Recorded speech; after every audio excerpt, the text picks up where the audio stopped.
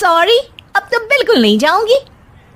प्राची की इस बात पर दोनों सास बहू के बीच टीवी रिमोट के पीछे बच्चों जैसे छीना झपटी शुरू हो जाती है, जिसके बीच श्लोक भी काम से घर वापस आ जाता है। आज मेरी चूहे बिल्ली की जोड़ी किस बात पर झगड़ रही है?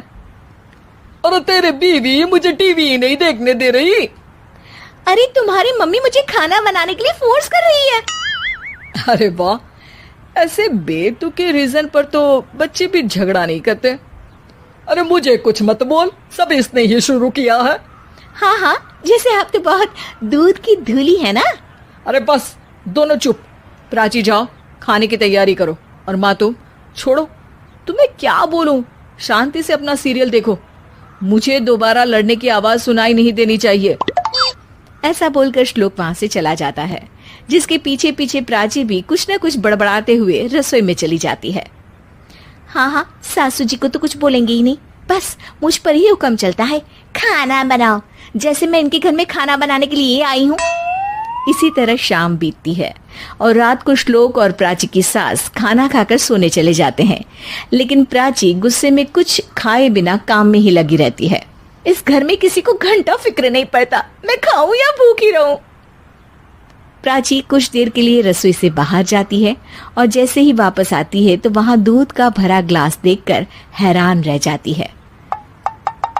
फिक्र पूरी है, बस दिखाना नहीं है। प्राची दूध पीकर सोने चली जाती है और अगली सुबह एक बार फिर सास बहू का कार्टून नेटवर्क स्टार्ट हो जाता है। ये तुमने ही किया है। अरे अजीब जबरदस्ती है, मैं बोल रही हूँ मैंने कुछ नहीं किया। दोनों ने मिलकर पूरे घर को पागल खाना बनाया हुआ है। यहाँ कोई नॉर्मल इंसान तो रह ही नहीं सकता, इसीलिए अब पड़ोसी क्या रिश्तेदार भी घर आने से कतराते हैं। और सुन बेटे, तू भी चंगा, तेरी माँ भी चंगी, तेरी बीवी भी चंगी, रिश्तेदार। हाँ जी, आपको नहीं पता क्या, गंगाधर ही शक्तिमान है, रिश्तेदार ही। हाँ हाँ, बस समझ गया। कभी जानवरों जैसे लड़ेंगी तो कभी जुगलबंदी करेंगी। भाई मैं आप दोनों के बीच में नहीं फंसना चाहता। सास बहू की इस मन मौजी जोड़ी से परेशान होकर श्लोक अपना सिर खुजलाता वहां से चला जाता है। चलो अब मैं भी कीर्तन में जा रही हूँ। इस पर जैसे ही सास कमरे में अपना पर्स लेने जाती है तो वहां नाश्ते की प्लेट रखी देख मुस्कुराने लगती है और नाश्ता करके घर से बाहर निकलते हुए कुछ पैसे टेबल पर रख जाती है, जिसके कुछ देर बाद सिलेंडर वाला घर आता है। ओ मोरी मैया, मैं सिलेंडर के बारे में तो बिल्कुल भूल ही गई थी।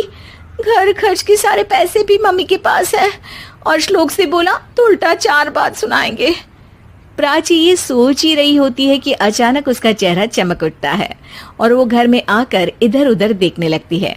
तभी उसकी नजर टेबल पर रखे पैसों पर पड़ती है, जिन्हें वो सिलेंडर वाले को दे देती है। ये सब श्लोक देख लेता है।